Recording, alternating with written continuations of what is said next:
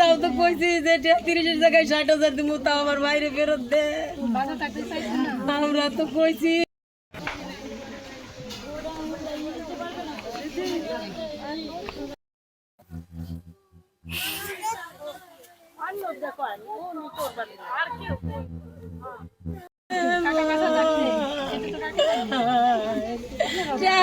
তাও তো কইছি যে 30-এর জায়গায় 60,000 দিব, তাও আমার বাইরে ফেরত দে। আমরা তো কইছি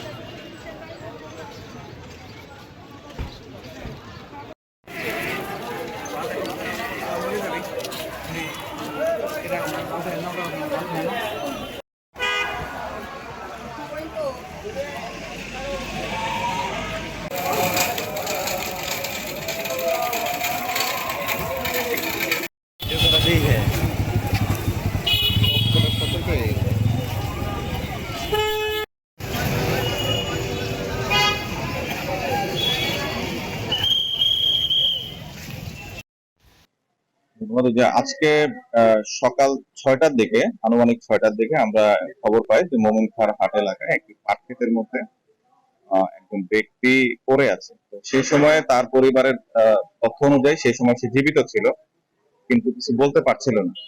তো তার শরীরে কিছুটা আঘাতের চিহ্ন আছে। তাকে যখন হাসপাতালে নিয়ে আসার পরে এখানে কর্তব্যরত ডাক্তার তাকে মৃত ঘোষণা করে।